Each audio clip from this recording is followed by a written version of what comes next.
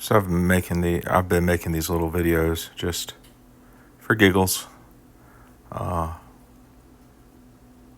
distracting myself while I'm messing with the puzzle. I don't open the puzzle except during the video. I did try to just make a video, so that particular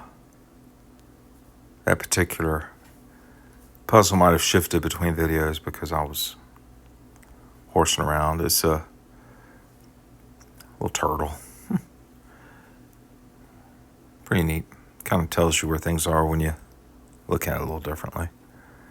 But I was thinking as I was riding around looking for houses in Savannah. I bought my house 20 years ago, and it was in 2005. House prices rose and they fell, and now frankly they're just obscene. But that house was a good price, and I felt like we knew what work needed to be done when we moved in. Then some years later we had kiddos, and then I sold it. And I sold it because the walls felt like they were closing in. I don't need to go through that, but I don't recommend people stay in a house that when things change drastically, whether it be somebody passing away or divorce. Move on, because what will happen is it will haunt you.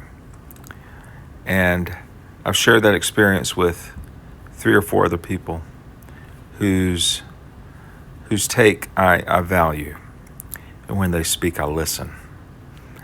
The same thing happened.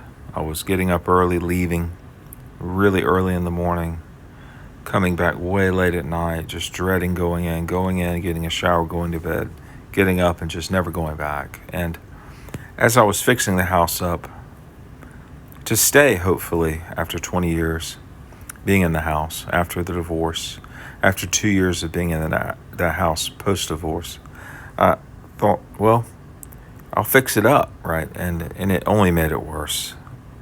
But the stories that I shared with others were honestly quite similar, and it wasn't refreshing to hear those stories, but it made me realize that I wasn't the only one in that situation.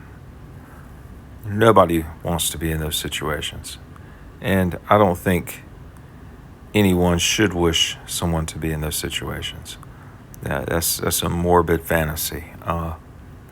There's certainly some folks that I'm angry at, and that won't change. And I don't owe it to myself to not be angry at some people. But for me, I needed to move, and I did. And I sold the house after spending quite a bit of money to fix up some things that need to be fixed. That was my ice maker. And I kind of feel like I wasted that money a little bit because it didn't improve the value of the house that much. But all of those things were things that I fixed when I bought the house 20 years ago. I had put in a new HVAC. I had put in a new roof, put in new floors, put in all the things, and replaced the part of the chimney that needed to be replaced. And 20 years later, same thing. Put a lot of money in it, and as I'm fixing it up, I realized I have to leave. It was my out, I guess. So I sold it.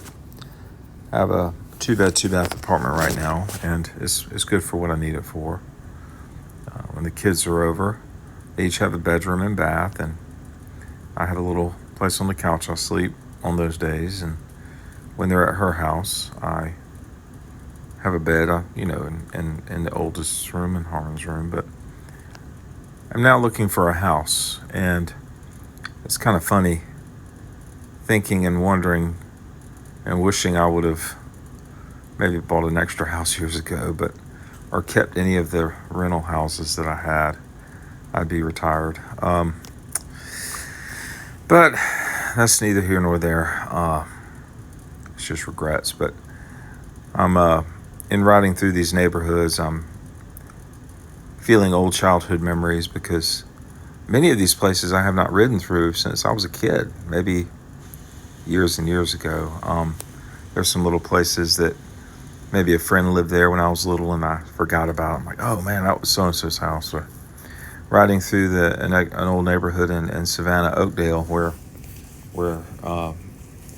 Susan's grandmother lived up until she had to be put in assisted living. Recently passed away. She lived a long, old life.